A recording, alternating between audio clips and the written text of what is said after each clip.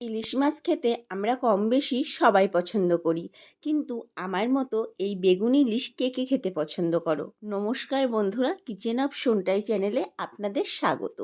আজকের রেসিপি বেগুন ইলিশ।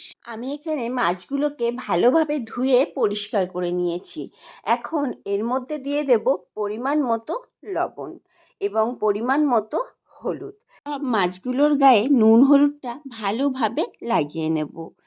10 থেকে 15 মিনিটের জন্য ম্যারিনেট করে রেস্টে রেখে দেব, যাতে মাছের মধ্যে নুন হলুদটা ভালোভাবে ঢুকে যায়। কড়াইতে তেল গরম করতে বসিয়ে দিয়েছি। তেলটা ভালোভাবে গরম করে নেব। এর মধ্যে নুন হলুদ মাখিয়ে রাখা বেগুনগুলো দিয়ে ভালোভাবে ভেজে নেব। হালকা লাল করে ভেজে নেব। আমার এখানে বেগুনগুলো ভাজা হয়ে গেছে। এখন অন্য পাত্রে তুলে নিচ্ছি। ওই তেলের মধ্যে একটু বেশি পরিমাণ কালো জিরে ফোড়ন দিয়ে দিলাম, আর 4-5টা কাঁচা লঙ্কা দিয়ে দিলাম। 20 থেকে 30 সেকেন্ড একটু ভেজে নেব, যাতে কাঁচা লঙ্কা থেকে এবং কালো জিরে থেকে একটা সুন্দর গন্ধ বেরিয়ে যায়। এর মধ্যে দিয়ে দেব 1 চামচ হলুদ গুঁড়ো এবং 1 চামচ লঙ্কার গুঁড়ো। 10 থেকে 12 সেকেন্ড একটু ভালোভাবে নেড়ে নেব, যাতে কাঁচা হলুদের গন্ধটা চলে যায়। এখন এর মধ্যে পরিমাণ মতো জল দিয়ে দেব। ঝোলটা ভালো মতো ফুটে ওঠা অবধি অপেক্ষা করতে হবে।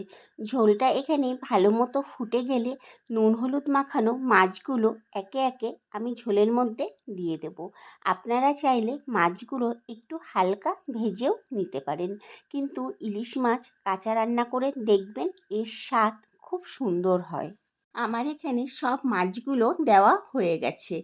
এখন 1 থেকে 1.5 মিনিট ফুটিয়ে নেওয়ার পর আস্তে আস্তে মাছগুলোকে একটু উল্টে দিতে হবে, কিন্তু একটু সাবধানে উল্টাতে হবে, যাতে মাছগুলো ভেঙে না যায়। এখন 10 থেকে 12 মিনিটের জন্য কড়াইটাকে ঢেকে দিলাম। 10 থেকে 12 মিনিট পর ফিরে আসলাম। দেখুন ঝোলটা আমার অনেকটাই টেনে গেছে। আর উপর থেকে এবার দিয়ে দেব 4টে চেরা কাঁচা লঙ্কা। ঝালটা আপনারা আপনাদের স্বাদ অনুযায়ী ব্যবহার করবেন। আর ভেজে রাখা বেগুনগুলোও আমি উপর দিয়ে দিয়ে দিলাম। বেগুনগুলোকে এখন ঝোলের মধ্যে ভালোভাবে মিশিয়ে নেব। আমি কিন্তু এখানে কোনো বাটা মশলা ব্যবহার করিনি। এইভাবে পাতলা ঝোল ইলিশ মাছ দিয়ে করলে খেতে দারুণ হয়। 7 থেকে 8 মিনিট আবারও ভালোভাবে ফুটিয়ে কড়াই থেকে নামিয়ে নেব। তৈরি হয়ে গেল আমার বিনা মশলায় বেগুন ইলিশের তেল ঝাল। এইভাবে কে কে তৈরি করে খেয়েছো আমাকে কমেন্ট বক্সে জানিয়ে যাবে। রেসিপিটি যদি ভালো লেগে থাকে একটা লাইক শেয়ার করে পাশে থাকার অনুরোধ করছি। দুপুরের গরম ভাতে যদি এরকম বেগুন ইলিশের তেল ঝাল থাকে, তাহলে দুপুরের খাওয়াটা পুরো জমে যায়। আমার চ্যানেলে যদি কেউ নতুন বন্ধু হয়ে থাকেন, চ্যানেলটিকে সাবস্ক্রাইব করে পাশে থাকার অনুরোধ করছি।